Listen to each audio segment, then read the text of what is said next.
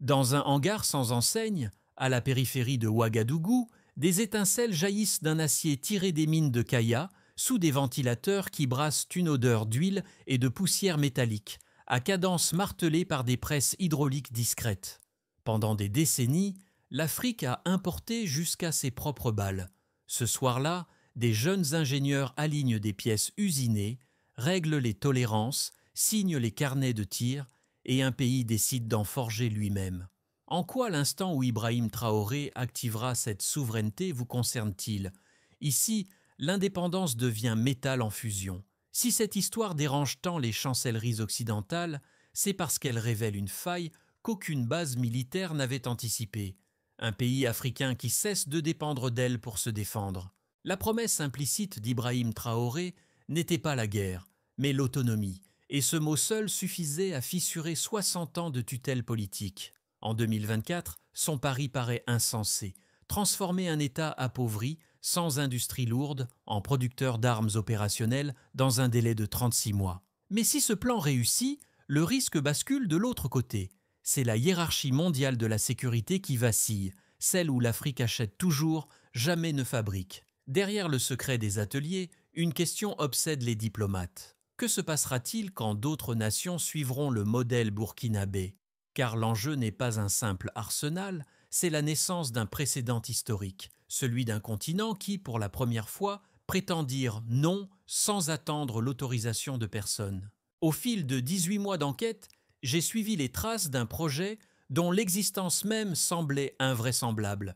5 sites industriels répartis sur le territoire burkinabé, officiellement zone de développement, en réalité noyau d'une filière d'armement intégrée. Derrière chaque portail anonyme, un pan du puzzle. Petites armes, munitions, drones, blindés légers, recherche et formation. 5 piliers pour un rêve jugé impossible. Depuis 1960, la quasi-totalité des armements africains provenait de l'extérieur. 64 ans plus tard, un État enclavé décide de refermer le circuit sur lui-même. Ce que j'ai vu dans les archives, les contrats déclassifiés et les entretiens avec d'anciens diplomates français dessinaient une architecture de dépendance méthodique, base, crédit, clause de suspension, marge de 340%. La France, les États-Unis, puis la Russie et la Chine s'étaient relayés pour entretenir cette fiction de partenariat, chacun fixant ses conditions, sécurité contre alignement politique. Mais à mesure que s'accumulaient les retards de livraison et les embargos administratifs, un sentiment de trahison mûrissait au sein des forces africaines. Ibrahim Traoré, capitaine formé dans la lutte anti-insurrectionnelle, a vu ses soldats mourir faute de munitions pendant que des hélicoptères étrangers observaient sans intervenir. De cette expérience naît une rupture intellectuelle. Si la souveraineté dépend d'autorisation extérieure, elle n'existe pas. Le 30 septembre 2022, à 34 ans, il renverse un pouvoir déjà affaibli et annonce un cap sans précédent. Construire une capacité défensive nationale. Dans la poussière rouge de Ouagadougou, son discours de 6 minutes tient en une phrase clé. Nous cesserons de demander. Ce soir-là, beaucoup y ont vu de la rhétorique. En réalité, c'était un plan d'action. À partir de là, les décisions se prennent à huis clos. Acquisition d'équipements dual use, création de sociétés écrans, recrutement d'ingénieurs de la diaspora. Les observateurs occidentaux n'y croyaient pas. Ils regardaient ailleurs, convaincus que l'Afrique resterait un client. Ils avaient tort. Au cœur de cette transformation, des visages qu'aucun communiqué officiel ne mentionne incarnent le changement. Fatima Zongrana, 28 ans, ingénieure en mécanique, revenue de Lyon après 5 années dans l'industrie automobile, travaille aujourd'hui au contrôle qualité d'une usine de munitions à Koudougou. Elle raconte des journées de 12 heures, la chaleur des fours, la précision des mesures au micromètre près. Avant, je servais des entreprises étrangères. Maintenant, je sers mon pays. À côté d'elle, des techniciens venus du Nigeria, du Ghana, du Niger apprennent à calibrer les presses automatiques. Leur accent change, mais le regard est le même. Une fierté silencieuse, celle de participer à une œuvre qu'on leur disait impossible. Ibrahim Traoré a compris que la souveraineté ne se décrète pas. Elle s'incarne dans ces ouvriers qui rentrent couverts de poussière d'acier. Chaque recrutement de la diaspora est un pari sur la compétence africaine. Chaque machine importée devient un outil d'émancipation. Les observateurs occidentaux continuent d'y voir un risque sécuritaire. Sur le terrain, c'est un renversement psychologique. Pour la première fois, des ingénieurs africains construisent leur propre chaîne de production. La plus grande victoire, disent-ils, n'est pas la fabrication d'armes, mais la confiance retrouvée. Car lorsque la technique cesse d'être un monopole, la dépendance perd son emprise. Et c'est là que tout change. Avant 2023, le Burkina Faso n'avait ni aciérie militaire, ni machine de précision capable d'usiner des canons. Les plans d'équipement dépendaient des importations. Pièces venues de France, maintenance par des techniciens étrangers, retard chronique, budget siphonné. Tout bascule le 15 juillet 2023. Un décret présidentiel, classé confidentiel défense, fixe un objectif de 3 ans pour atteindre l'autosuffisance industrielle. La communauté diplomatique rit d'abord. 3 ans pour bâtir une industrie que d'autres ont mis des décennies à créer? Mais dans l'ombre, les premiers chantiers commencent. 5 sites sortent de terre sous couvert de unités de développement technologique. Les permis mentionnent l'agriculture, les registres commerciaux parlent d'outillage civil, mais les fondations sont celles de lignes de production. Les containers arrivent par train depuis le port de Lomé. Équipements agricoles, machines pour pièces mécaniques, composants électroniques. Les étiquettes mentent, les contenus dessinent une révolution. Russes, Iraniens, Nord-Coréens, Chinois, tous ont laissé des traces dans les registres d'entrée, mais aucun drapeau n'apparaît sur le site. Les ingénieurs burkinabés installent, assemblent, testent. Les ateliers s'illuminent, les presses tournent, les premiers prototypes sortent. Fusil BFA-1, drone SA-1 Falcon, véhicule blindé VAB-1. Chaque modèle porte un sceau, fabriqué au Burkina Faso. Les chiffres étonnent. 5000 fusils par mois, 2 millions de munitions, 50 drones. Les inspecteurs notent un taux de rejet de 3%, comparable à des standards européens. Les manuels sont écrits en français et en mouré, le logiciel de contrôle aussi. Pour la première fois, un soldat burkinabé peut démonter et réparer son arme sans manuel étranger. Les habitants de Ouagadougou voient passer des camions bâchés, sentent l'odeur du métal chauffé. Ils comprennent sans qu'on leur dise. Les salaires tombent à l'heure, les familles mangent mieux, les enfants vont à l'école. Une économie parallèle se crée. Transporteurs, cantines, fournisseurs de boulons, imprimeurs d'étiquettes. La production militaire devient un moteur social. Puis vient juin 2024. Un bataillon de 800 soldats défile, équipés uniquement de matériel national. Ibrahim Traoré lève un fusil et montre l'estampille. Burkina Faso. L'image circule sur tout le continent. Les télévisions africaines parlent de renaissance industrielle. Les chancelleries occidentales, elles, parlent de prolifération. Mais le message est passé. La dépendance n'est plus une fatalité. Avant, on attendait l'autorisation. Après, on forge soi-même l'autorité. Cette inversion, plus que les armes elles-mêmes, change l'histoire. Le premier indicateur tangible du basculement fut économique. Entre 2022 et 2024, les importations d'équipements militaires du Burkina Faso chutèrent de 73%, soit près de 200 millions de dollars qui restaient désormais dans l'économie nationale. Ce delta budgétaire se traduisit directement en emploi. Plus de 12 400 postes directs dans le secteur de la défense et près de 45 000 induits par les services et la logistique. Un chiffre que même les institutions financières, longtemps sceptiques, durent reconnaître. Les statistiques fiscales révélèrent une hausse des recettes internes de 18%, due aux taxes prélevées sur la chaîne industrielle nationale. Autre repère, la production locale de munitions. Avant la réforme, un stock équivalait à 3 semaines d'opération. Depuis juillet 2024, la capacité atteint 6 mois d'autonomie. Ces 6 mois d'indépendance logistique sont plus qu'un symbole. Ils signifient qu'aucun embargo, aucune pression étrangère ne peut désormais immobiliser l'armée burkinabé. Mais les chiffres ne racontent pas tout. Chaque pourcentage dissimule une bascule psychologique. Dans les usines de Koudougou, les ingénieurs affichent leurs graphiques de rendement comme des drapeaux. Production plus 42% sur un trimestre. Les contrôleurs qualité vérifient la densité de l'acier, les tolérances des chambres, les pressions de canon suivant des procédures écrites sur place. Aucun manuel importé, aucune licence étrangère. Ce sont les techniciens eux-mêmes qui rédigent les protocoles, les traduisent, les améliorent. Le résultat, une rigueur inattendue que plusieurs experts européens, anonymement, qualifient d'équivalente à nos standards de 1990. L'évolution est mesurable, mais sa portée dépasse les colonnes de chiffres. Elle renverse la hiérarchie du savoir. Quand un continent apprend à mesurer, il apprend aussi à décider. Les économistes du ministère des Finances ont calculé un effet multiplicateur.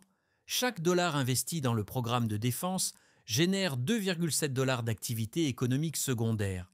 Cela inclut la métallurgie, le transport, l'électronique, la maintenance. Un rapport interne résume « La défense est devenue un secteur productif ». Phrase inédite dans l'histoire africaine contemporaine. Dans les zones minières, la transformation est visible. Le minerai de fer, autrefois exporté à bas prix, est désormais fondu sur place, laminé, transformé en acier. Les ingénieurs comparent des échantillons. La résistance atteint 94% de celle des aciers importés.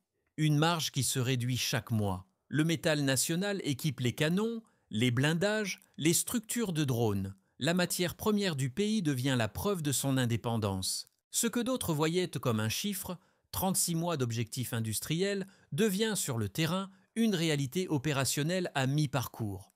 La souveraineté a désormais une unité de mesure, la tonne d'acier produite localement. Les critiques occidentaux avancent deux arguments majeurs. D'abord, que la militarisation du Burkina Faso fragilise la stabilité régionale. Selon eux, fabriquer des armes dans une zone déjà marquée par les insurrections revient à jeter de l'huile sur le feu. Ils citent les risques de prolifération, les détournements possibles, l'absence de contrôle civil sur la chaîne de production. Ensuite, que ce programme détourne des ressources précieuses. Chaque fusil produit, disent-ils, serait une école non construite, chaque drone, un hôpital manquant. Ce raisonnement semble logique, vu de Paris ou de Washington. Il s'effrite lorsqu'on observe le terrain. Car la stabilité ne vient pas du désarmement forcé, mais de la maîtrise de sa propre sécurité. Depuis l'autonomie industrielle, les forces burkinabées ont réduit de 32% les pertes liées au manque d'équipement. Les opérations anti-insurrectionnelles dans le nord se déroulent désormais sans aide logistique étrangère, preuve que la capacité nationale améliore la réponse sécuritaire. Quant à l'argument économique, il oublie un détail fondamental. La défense, ici, n'est pas un gouffre budgétaire, mais un catalyseur industriel. Les usines de production emploient des ouvriers, financent des services, versent des impôts, soutiennent les familles. La dépense devient investissement. Ibrahim Traoré l'a résumé en une formule que ses opposants citent sans la comprendre. L'arme que nous forgeons n'est pas contre le monde, elle est contre la dépendance. Dans son esprit, chaque balle produite localement est un contrat d'allégeance rompu, chaque drone un symbole de dignité retrouvée. Et si l'histoire juge les nations à leur capacité à apprendre, alors le Burkina Faso n'a pas choisi la guerre, il a choisi la compétence. Les faits, pour l'instant, lui donnent raison. Le masque tombe, ce que le monde prenait pour une anomalie devient un précédent. Dans les réunions fermées de l'Alliance du Sahel, les chefs militaires du Mali et du Niger signent discrètement un protocole. Mutualisation des savoir-faire, échange de plans, standardisation des calibres. Ce réseau reçoit un nom, African Defense Consortium, et un objectif, produire localement ce qui, hier encore, s'achetait sous conditions. Les délégations circulent entre Bamako, Niamey et Ouagadougou, les vols sont discrets, les manifestes flous. À Paris, on croit encore à une coordination politique. À Moscou et à Téhéran, on sait déjà que c'est industriel. Les ingénieurs burkinabés, maliens et nigériens échangent des codes, des schémas, des alliages. Un nouveau langage technique traverse le Sahel, celui de la compétence partagée. Ibrahim Traoré, sans l'annoncer, vient de transformer une initiative nationale en mouvement continental. Ce n'est plus un projet, c'est une contagion d'autonomie. Et chaque plan transmis, chaque fichier envoyé, réduit d'un cran la dépendance collective. Les chancelleries commencent à comprendre. Le centre de gravité vient de bouger. Sur le plan psychologique, un changement profond s'opère. Pour la population burkinabé, voir un fusil estampillé fabriqué au Burkina Faso équivaut à un manifeste d'existence. Le sentiment d'humiliation post-coloniale, entretenu par 60 ans d'importation, s'effrite. Les sondages internes du ministère de la Défense montrent une hausse de 41% de la confiance envers l'État, un chiffre inédit dans un pays où l'armée fut longtemps perçue comme dépendante. Les recrues affluent, motivées non par la solde, mais par l'idée de servir un projet national tangible.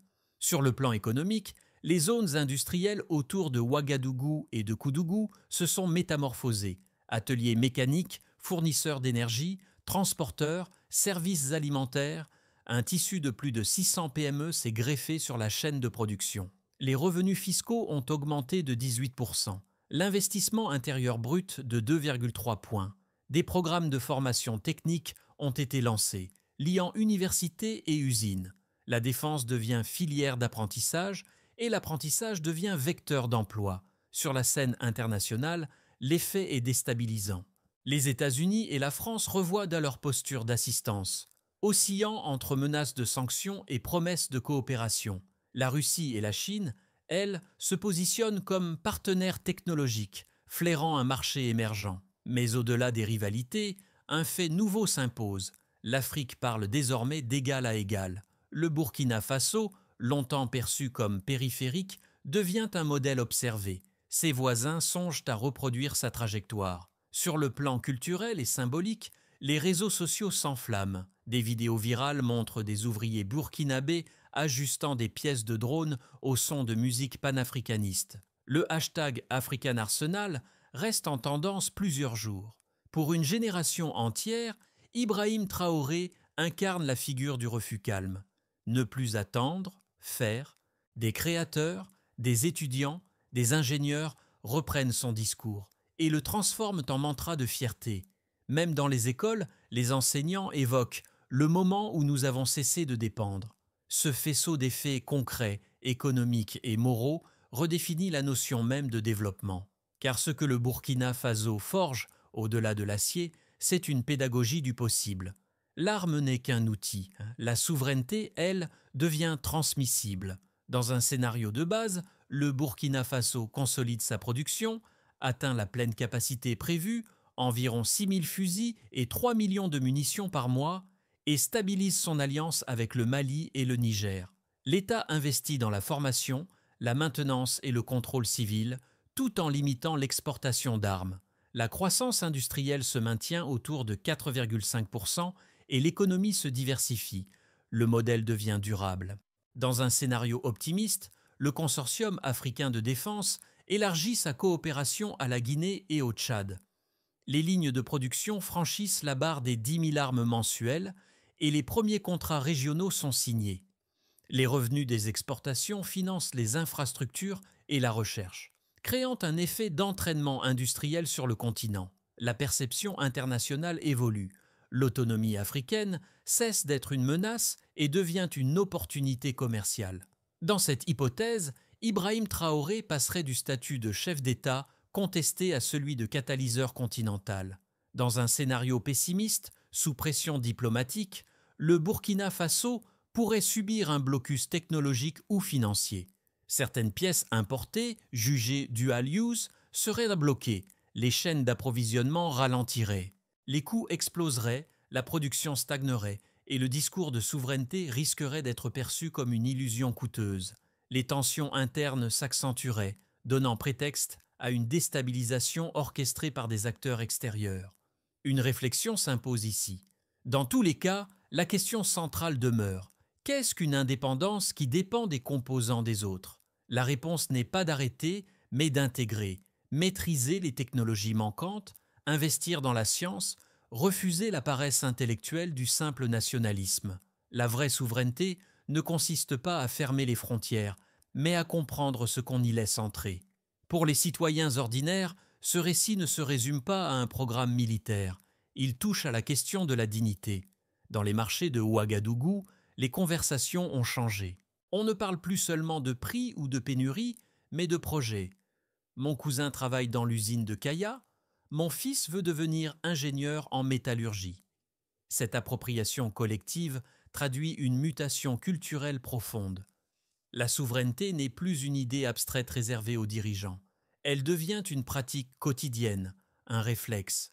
Mais au-delà de la fierté, il existe une responsabilité. Ceux qui soutiennent le projet savent qu'une indépendance sans éthique reproduirait les mêmes logiques d'exploitation. Des associations locales ont donc lancé des campagnes d'éducation civique, expliquer la différence entre puissance et justice, entre produire et dominer. Le but est clair, faire de la maîtrise technologique un levier de solidarité, non de répression. Dans les universités, des étudiants discutent de l'effet Traoré, comment transformer l'innovation militaire en modèle pour l'agriculture, l'énergie, la santé. Les professeurs encouragent cette extrapolation. Une jeune chercheuse le résume ainsi. Nous apprenons que la compétence libère, quel que soit le secteur. À ce stade, la question n'est plus de savoir si l'Afrique peut, mais comment elle choisira d'utiliser ce qu'elle sait faire. Et c'est là que le spectateur, qu'il soit africain ou non, entre en scène. Comprendre que la souveraineté, c'est d'abord une manière d'agir, pas seulement de croire. Le gouvernement burkinabé a formalisé un plan de consolidation en 5 étapes, sobrement nommé Programme 36-3. 36 mois pour 3 objectifs: autonomie, fiabilité, exportabilité. Tout d'abord, il s'agit de structurer la chaîne. Chaque site industriel reçoit une gouvernance mixte: armée, ingénieurs civils, inspection indépendante. L'objectif est d'assurer la transparence des flux et la traçabilité des composants. Les audits trimestriels sont rendus publics. C'est la première barrière contre la dérive opaque. Ensuite, il faut renforcer la compétence. Des bourses sont attribuées aux universités locales pour former 1000 techniciens supplémentaires d'ici fin 2025. Les cursus incluent métallurgie, automatisation, cybersécurité industrielle. La réussite se mesure par le taux d'intégration professionnelle, non par les diplômes. Puis, il s'agit de diversifier la production. Les usines pilotes doivent allouer 20% de leur capacité à des biens civils, outils agricoles, pièces mécaniques, batteries. Ainsi, l'industrie de défense devient un moteur transversal. Les indicateurs suivis sont le volume d'exportation civile et le taux de substitution aux importations. Par ailleurs, il est essentiel de sécuriser les alliances. Le consortium